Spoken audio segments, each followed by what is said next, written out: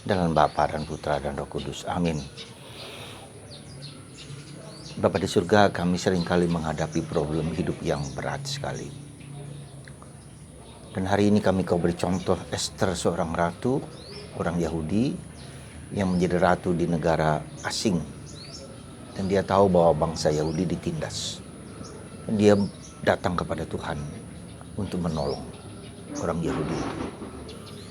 Bantu kami ya Bapa supaya kami dapat menyelesaikan problem hidup kami dengan meniru teladan Esther berpuasa. Berkatilah kami ya Tuhan, demi Kristus Tuhan dan pengantara kami. Amin. Saudaraku terkasih dalam Kristus, hari ini bacaan Injil sungguh-sungguh menghibur kita. Carilah maka kamu akan mendapat, ketoklah maka pintu akan dibukakan.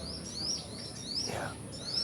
Suatu anugerah yang luar biasa yang dikatakan Tuhan kepada kita. Jadi kita harus mencari Tuhan sungguh-sungguh dengan mencari, mengetok, dengan melakukan apapun juga kepada Tuhan.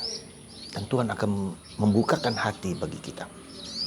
Nah, kita seringkali dihadapkan oleh problem kehidupan yang tidak mudah, yang tidak gampang. Entah problem suami, problem istri, problem anak-anak, problem siapa saja yang berlanjutan terus-menerus. Nah, maka kita jangan cari ke tempat-tempat lain. Entah ke dukun, entah ke orang pintar, kemana-mana. Larilah kepada Tuhan. Tuhan yang berkuasa, pencipta langit dan bumi. Tuhan yang mengatasi kematian dengan membangkitkan orang mati. Yesus Kristus. Jadi lari kepada Yesus. Lari kepada Bunda Maria. Dan menurut teladan Esther, apa yang dilakukan Esther ketika bangsa Yahudi berada dalam penindasan? Dia berpuasa. Sekali lagi dia berpuasa. Dia bermati raga. Ya, dengan puasa Esther, ya, saya katakan seperti puasa Esther itu puasa dari malam tidak makan sampai tidak makan pagi sampai siang, dan kalau bisa siang nggak bisa sampai sore. Ya, jadi puasa itu adalah sebentuk cara supaya bukan untuk memaksa Tuhan, tetapi paling tidak membuka misteri kehidupan yang seringkali kita tidak tahu apa yang harus kita jalani. Ya, memang ketika kita berjuang berpuasa, ya, kita melakukan mati raga fisik, ya, supaya nanti kita mengalahkan mati raga kebiasaan-kebiasaan yang tidak baik. Ya, lalu percaya bahwa Tuhan akan mengabulkan doa kita. Jadi ada 3 tahapan kalau kita lihat dalam Yunus itu.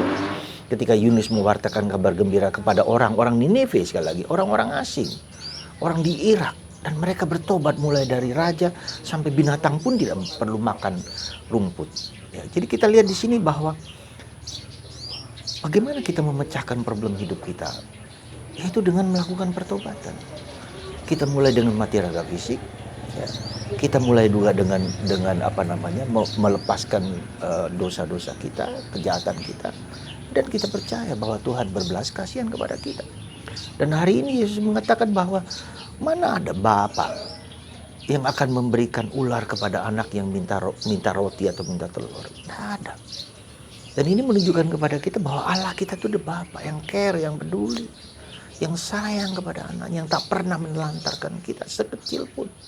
Tetapi ada bagian dari diri kita yang harus kita korbankan. Jadi kita tidak hanya minta dan minta tanpa ada pengorbanan dari pihak kita, ya lalu menjadi tidak fair. Ya. Nah, seringkali maka pertobatan pengorbanan itu yang harus diberikan kepada kita. Kita juga belajar berdoa dengan disiplin, misalnya setiap hari, setiap waktu, doa rosario, misa, bacaan kitab suci, ekaristi, ya. Bahkan puasa itu adalah bagian yang harus kita berikan supaya kita sendiri juga belajar mendengarkan apa yang Tuhan sudah sampaikan kepada kita lewat peristiwa di sekitar kita. Jadi dengan kata lain, kita jangan pernah mengatakan bahwa Tuhan tidak memperhatikan kita. Jangan pernah mengatakan bahwa Tuhan tidak peduli dengan kita. Tuhan sudah peduli dengan kita, sudah memberikan tanda-tanda kepada kita. Tapi mungkin kita tidak peka dan tajam. Mungkin Tuhan bicara lewat orang lain. Mungkin Tuhan bicara lewat teman. Mungkin Tuhan bicara lewat hati kita. yang terdalam. Nah, maka saudaraku terkasih, sekali lagi Tuhan adalah Bapa kita. Bapa Anda, Bapa saya. Nah, saya berulang kali mengatakan dalam YouTube ini bahwa doalah Bapa kami. Pelan-pelan. Ya, 5 kali pelan-pelan saja. Rasakan, resapkan. Tuhan itu care, Tuhan itu peduli. Ya.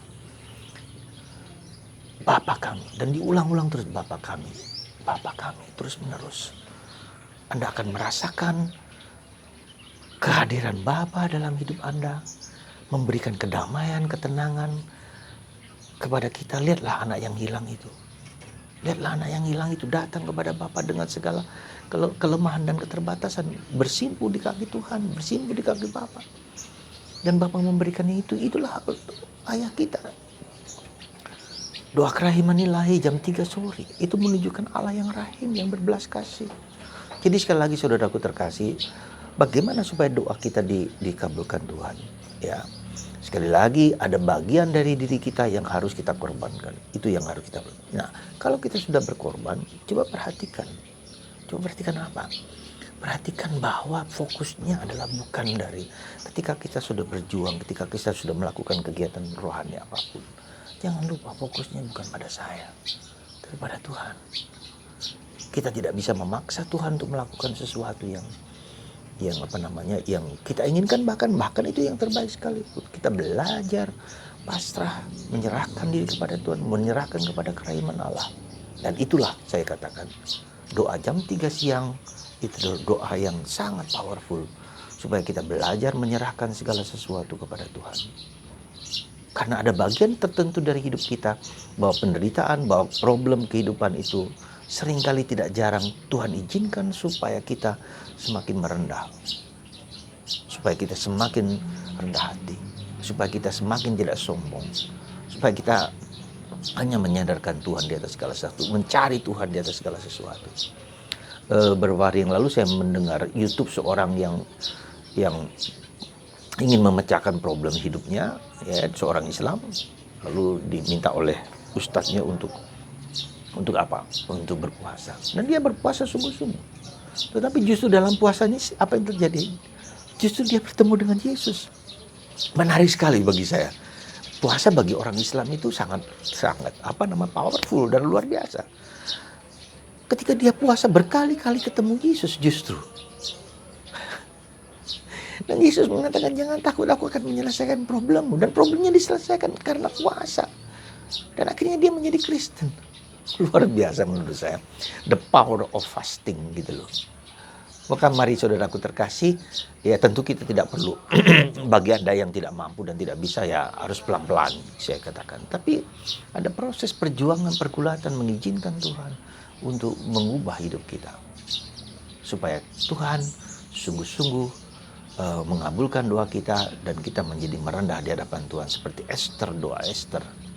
Semoga perintah sabda Yesus, ketuklah maka kau akan mendapat, carilah maka engkau akan dibukakan pintu. Semoga Anda, pintu hati Tuhan dibuka berkat kerendahan hati kita, bukan berkat kesombongan. Tuhan memberkati Anda semua dalam Bapa, Putra dan Roh Kudus. Amin.